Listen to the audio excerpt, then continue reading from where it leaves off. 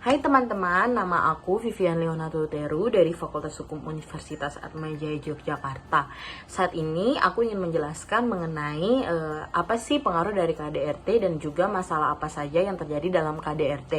Yang pertama, pengaruh dalam KDRT itu bisa berupa fisik, psikis, mental, seksual, dan juga ekonomi.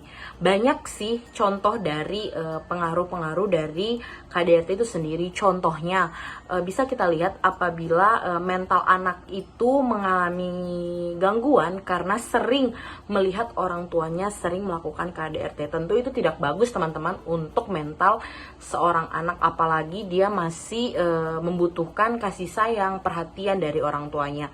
Terus ada beberapa masalah dalam KDRT. Yang pertama, KDRT itu bukan hanya merupakan masalah hukum, melainkan masalah sosial dan budaya juga. Yang kedua, KDRT itu beririsan nyata ranah kehidupan pribadi dan publik. Yang ketiga, sering terjadi justifikasi antara nilai-nilai agama dan juga nilai-nilai sosial dan budaya dalam KDRT itu sendiri. Yang keempat, secara konseptual, ragam KDRT ini banyak belum dimengerti baik oleh pelaku, baik oleh korban dan juga oleh petugas itu sendiri yang menangani kasus KDRT itu. Yang kelima, adanya kontroversi yang dalam hal ini disebutkan berupa marital rape. Halo, saya Andika Wijaya. Saya akan menjelaskan tentang KDRT dan hukum. Sebenarnya sudah ada KUHP yang mencakup KDRT, tetapi dirasa masih kurang karena mengandung kelemahan dibuat dalam konteks masyarakat yang patriarkis. Semangat untuk merumuskan kembali hukum nasional yang berkeadilan gender melahirkan Undang-Undang Nomor 23 Tahun 2004 tentang penghapusan kekerasan dalam rumah tangga. Undang-undang ini menampung hal-hal yang berkaitan dengan KDRT. Undang-undang PKDRT ditunjukkan untuk seluruh anggota keluarga, tetapi khususnya bagi perempuan karena sebagian besar korban adalah perempuan. Saya juga akan menjelaskan siapa saja yang menjadi korban dalam KDRT. Di sini ada suami, istri, dan anak-anak, orang yang berhubungan keluarga, dan orang yang membantu dalam keluarga tersebut. Sekian penjelasan dari saya, terima kasih. Halo semuanya, saya Gabriela Laurentia Gesta dari Fakultas Bisnis dan Ekonomika, Program Studi Akuntansi. Di sini saya akan membahas mengenai 3 hal penting dalam Undang-Undang KDRT. Yang pertama, KDRT merupakan wilayah publik, di mana aparat maupun masyarakat berhak masuk dalam wilayah tersebut yang selama ini disebut sebagai ranah privat. Yang kedua, pendampingan dalam proses hukum. Di sini, korban KDRT boleh tidak didampingi oleh pengacara, melainkan dengan ahli yang bukan pengacara. Pada kasus ini pun, pengacara harus berkoordinasi dengan ahli tersebut. Yang ketiga, pelaporan. Di sini, si korban harus membenarkan kejadian KDRT-nya di kantor kepolisian, di mana korban KDRT boleh memberikan kuasa kepada orang lain untuk pelaporan atas kejadian KDRT tersebut. Selanjutnya, pembahasan akan dilanjutkan oleh teman saya. Halo, nama saya Alexandri Valino Aldo Aldiero dari Prodi Teknik Informatika. Saya akan menjelaskan mengapa bisa terjadi KDRT. Penyebabnya apa saja? Jadi penyebabnya ada banyak ya. Salah satunya adalah masalah ekonomi. Kemudian ada masalah komunikasi dalam keluarga. Jadi menyembunyikan sesuatu dari pasangan dapat menyebabkan KDRT. Kemudian adanya pihak ketiga juga menyebabkan terjadinya KDRT. Terus menganggap pasangannya perempuan khususnya sebagai makhluk yang lebih lemah dari dirinya sendiri. Itu dapat menyebabkan KDRT. Terus kurangnya menghargai hak anak menyebabkan perbedaan pendapat antara suami dan istri dapat menyebabkan KDRT. Terus menganggap diri sendiri sebagai penguasa, sebagai suami ya ini. Jadi sebagai penguasa kita dapat berbuat apa saja, itu dapat menyebabkan terjadinya kekerasan dalam rumah tangga. Terus pengaruh konsumsi dan miras juga dapat menyebabkan terjadinya KDRT. Kekurangan iman juga mungkin juga dapat membuat KDRT terjadi dalam rumah tangga. Terus bagaimana pencegahannya? Untuk pencegahannya itu contohnya ada saja kita memberikan pendidikan agama dan pendidikan karakter moral terhadap lingkungan keluarga. Jadi itu dapat mencegah adanya KDRT dalam rumah tangga. Terus ada pendidikan kesetaraan gender peningkatan kesadaran akan hidup multikultural dan non-diskriminasi, terus penghargaan terhadap iman, penghargaan terhadap HAM. Itu dapat mencegah KDRT karena kita dapat mengetahui peraturan-peraturan yang mengatur tentang KDRT tersebut. Terus kita dapat seleksi terhadap media sosial dan media massa. Jadi tidak semua yang kita baca itu benar dalam internet. Jadi kadang-kadang hal yang sepele dalam media massa dapat menyebabkan KDRT. Jadi selektif kita dapat mencegahnya.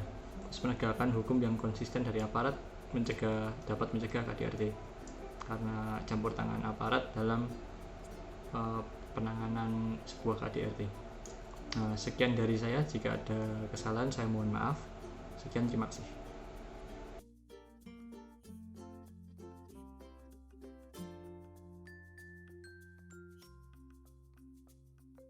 Hai, nama saya Sinta Purnama dari Ilmu Komunikasi 2017. Saat ini saya akan menjelaskan bagaimana sih cara menghindari berita-berita hoax yang ada di internet. Karena adanya dampak pandemi COVID-19 ini, tentunya kita dituntut untuk bekerja dari rumah atau work from home. Nah, tentu kita membutuhkan alat seperti gadget, laptop, atau komputer untuk bekerja. Selain bekerja, tentunya alat-alat komunikasi tadi itu kita gunakan untuk mencari berita di internet. Nah, media massa itu berlomba-lomba untuk memberitakan mengenai COVID-19 ini. Meskipun tidak sesuai dengan fakta atau hanya clickbait saja. Maka dari itu penting sekali untuk teman-teman mengetahui apa sih bedanya berita hoax dengan berita yang benar-benar valid atau bisa dibuktikan kebenarannya. Halo, nama saya Christian Ferdinand Nusa Sugian. Saya dari Universitas Atmajaya Yogyakarta, Fakultas Ekonomi Prodi Manajemen. Di sini saya mendapatkan bagian untuk menjelaskan arti dari hoax. Nah, hoax itu juga bisa kita sebut sebagai berita bohong atau berita yang tidak mempunyai kebenaran atau landasan yang kuat. Nah, maka hoax itu sendiri tidak bisa dibenarkan verifikasinya.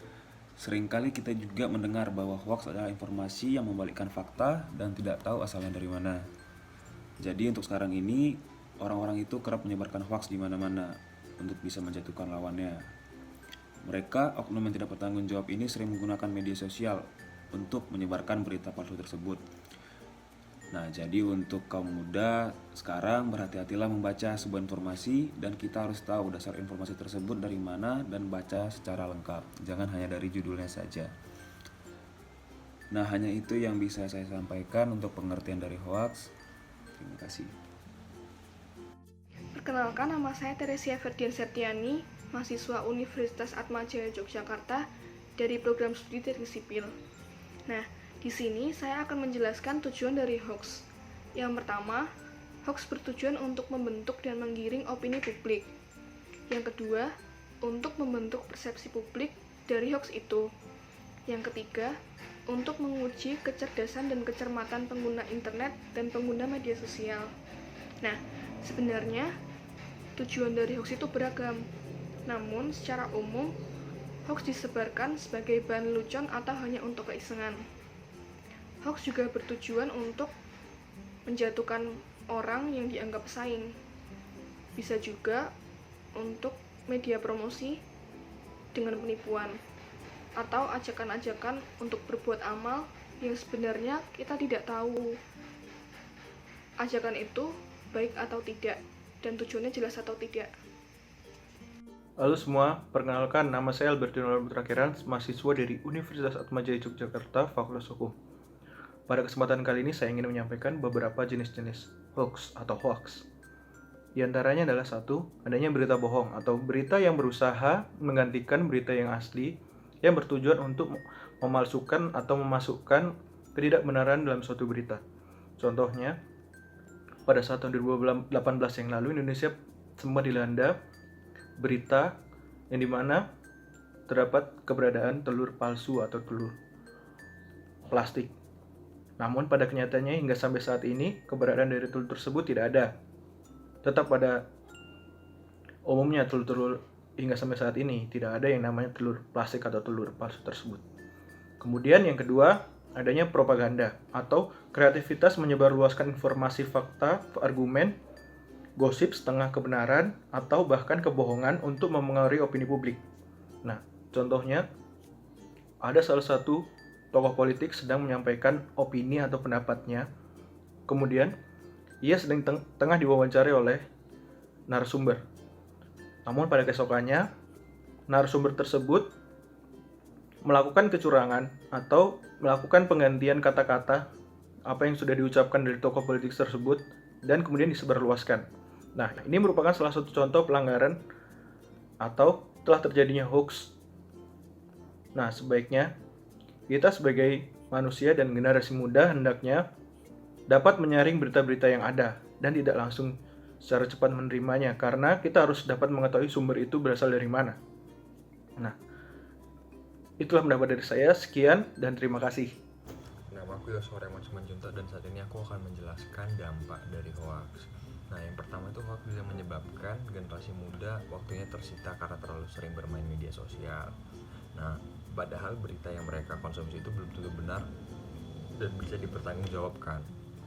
Yang kedua, dampak hoax itu dapat memicu terjadinya perpecahan. Nah, karena adanya berita bohong tersebut, jadi dalam suatu kelompok atau individu dapat terjadi perpecahan. Nah, selanjutnya hoax juga bisa menurunkan reputasi pihak yang dirugikan sehingga nama yang bersangkutan menjadi jelek. Nah, hoax juga menguntungkan pihak tertentu. Pihak yang dimaksudkan adalah mereka yang ingin terjadinya perpecahan. Nah, jadi terkadang suatu pihak memanfaatkan berita bohong tersebut untuk kepentingan dirinya sendiri, seperti itu. Nah, yang terakhir, yang paling menakutkan itu adalah hoax dapat menimbulkan ketidakpercayaan masyarakat terhadap suatu fakta. Nah, karena terlalu sering diterpa oleh informasi yang salah, nah, sehingga masyarakat menjadi tidak tahu mana yang benar, mana yang salah. Halo, nama saya Febriola Lorenza Sidebang. Saya dari Fakultas Teknik jurusan Sipil. Di sini saya akan menjelaskan upaya mencegah atau mengurangi berita hoax. Yang pertama adalah forwarded. Berita hoax itu seringkali ditandai dengan kata forwarded, tetapi tidak semua berita yang ditandai dengan kata forwarded itu dianggap berita hoax ataupun berita buruk. Yang kedua adalah mengecek asal muasal dari berita. Ini digunakan untuk meminimalisir berita-berita yang tidak jelas ataupun dari situs yang tidak diketahui. Yang ketiga, hati-hati dengan judul provokatif. Seringkali menggunakan judul yang bersifat provokatif. Jadi isinya itu diambil dari berita resmi lalu diubah sesuai yang dikehendaki oleh si pembuat hoax. Yang kelima adalah membudayakan membaca. Jadi kita tuh seringkali setelah melihat berita, kita hanya membaca judulnya saja, tetapi kita tidak membaca isinya. Jadi itu menyebabkan kita jadi terkena hoax. Selanjutnya, cek kebenaran di Google. Jadi dari kata kunci berita yang kita ketahui, kita cek biasanya dari media sosial atau media online itu akan menyediakan klarifikasi tentang berita tersebut. Selanjutnya, mengecek keaslian foto. Jadi kita dapat mengecek keaslian foto di media online, maka akan ditampilkan gambar-gambar yang menyerupai. Jadi kita dapat membandingkannya. Langkah terakhir, kita dapat melaporkannya berita hoax itu melalui media sosial menggunakan fitur report. Baru Google menyediakan fitur feedback, lalu kita